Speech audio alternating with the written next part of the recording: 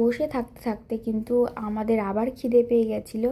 আর খিদে পাবেই না কেন বলো, সামনে যদি পিৎজা বার্গারের স্মেল পাওয়া যায় অবশ্যই খিদে পেয়ে যাবে, ভরা পেটেও খিদে পেয়ে যাবে। আমার তো পেয়ে যায়, আর কার পায় জানি না। তো এখানে বার্গার 3টে আমরা অর্ডার করেছিলাম। তারপরে আমরা 3জন মিলে খাওয়া দাওয়া কমপ্লিট করলাম। আর আমাদের ফ্লাইটের টাইম ছিল 10:30টায়, কিন্তু লেটে এসছে, 11:30 বেজে গেছিলো।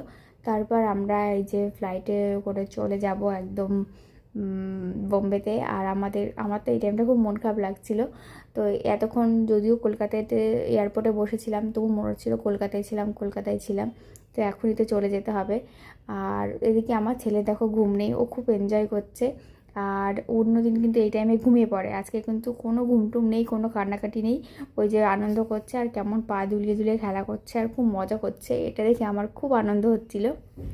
को आगे बढ़ने में सुविधा होगी और हम अपने निर्धारित समय पर उड़ान भर पाएंगे।